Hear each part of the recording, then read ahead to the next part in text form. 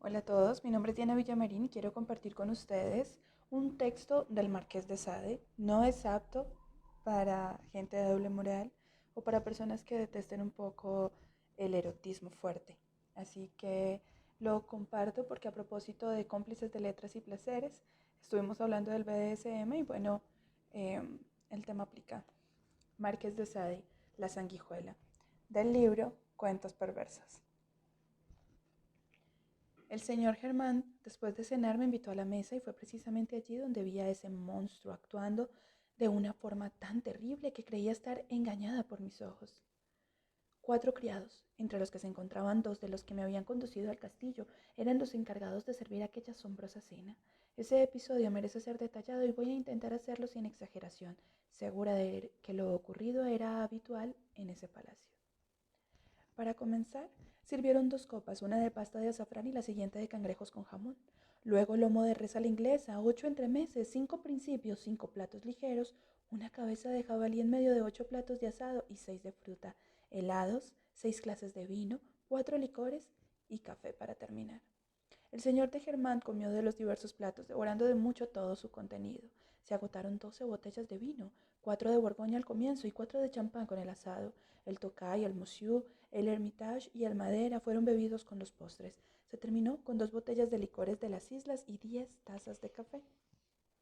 El señor de Germán se mostró tan entusiasta y activo al terminar la desmesurada cena como si acabara de levantarse, hecho que me asombró y acercándose me dijo con toda la cortesía: Vamos a sangrar a mi esposa.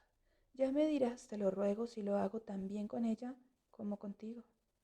2 muchachos que no conocía nos esperaban a la puerta del departamento de la condesa y el conde me confió que tenía 12 siervos que le eran renovados cada año. Esos jóvenes me parecieron más hermosos que los anteriores y aparentaban ser más vigorosos.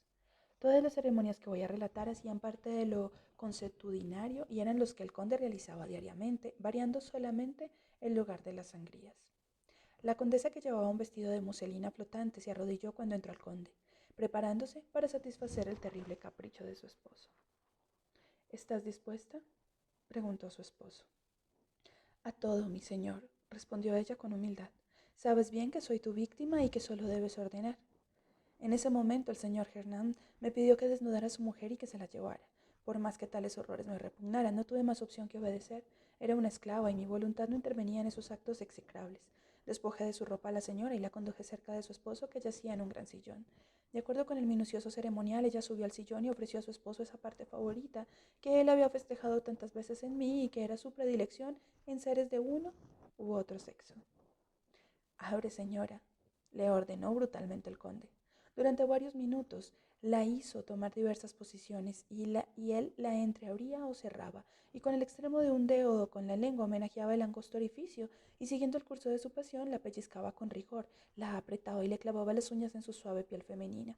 Cada vez que una herida amanaba ponía sobre ella su boca.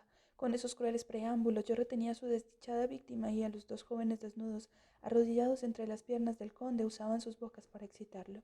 Fue entonces cuando vi sorprendida que aquel gigante monstruo, cuya presencia era terrorífica, casi no había alcanzado a ser un hombre, porque la más pequeña protuberancia de un niño de 3 años era similar a la de este enorme y nefasto personaje. El conde saltaba de placer y sus espasmos eran muy intensos. Luego de esta primera escena se acostó en un diván y quiso que su mujer a caballo sobre su rostro le ofreciera con su boca, por medio de una estricta succión, los mismos placeres que hace poco le brindaban los jóvenes gaminedes, quienes eran excitados con las manos por él. Las mías, mientras tanto, se ocupaban de sus nalgas.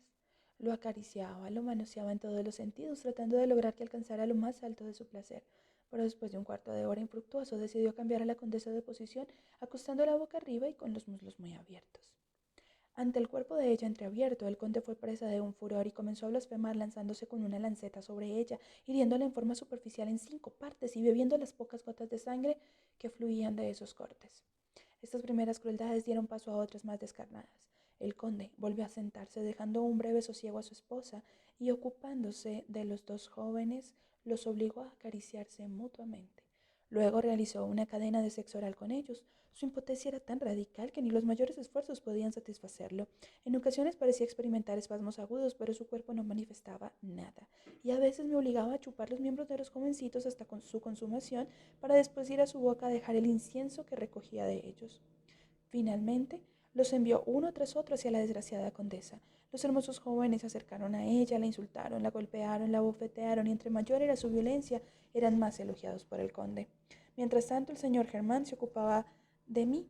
Me ordenó ponerme delante de él con las nalgas a la altura de su rostro para él rendirle homenaje a su Dios, pero sin torturarme.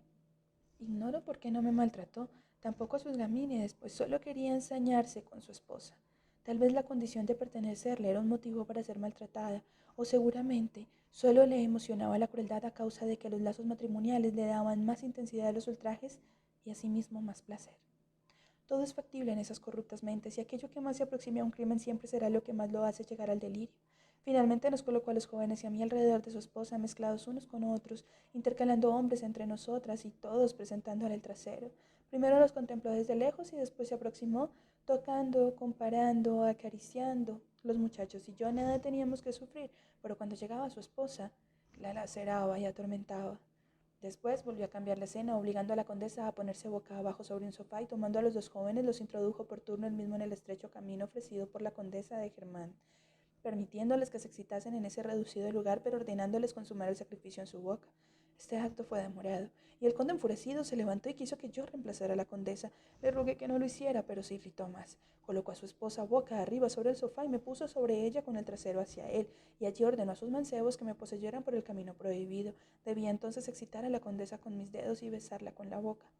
Para él, la ofrenda era precisamente cuando cada uno de sus mancebos iba a terminar, después de unas idas y venidas, derramar en su boca el incienso que yo encendía. Cuando ellos acababan, se daría a mi espalda como si intentara reemplazarlos. Inútiles esfuerzos, opinó. No es esto lo que necesito. En realidad, en verdad, por lamentable que sea mi estado, no resisto más. Vamos, condesa, dame tus abrazos. Entonces él la tomó con brutalidad. La colocó como días antes había hecho conmigo, los brazos atados por dos lazos negros pegados al techo, y me encargó a que le pusiera las vendas. El conde revisó las ligaduras minuciosamente y las ajustó para que la sangre corriera con mayor fuerza. Después procedió a ejecutar su acto macabro. Bueno, la idea de un cuento perverso es pensar hasta dónde el placer, hasta dónde el dolor, y si tenemos límites o limitaciones. Ojalá les queden muchas preguntas y el deseo de leer más. Felices lecturas, dulces placeres.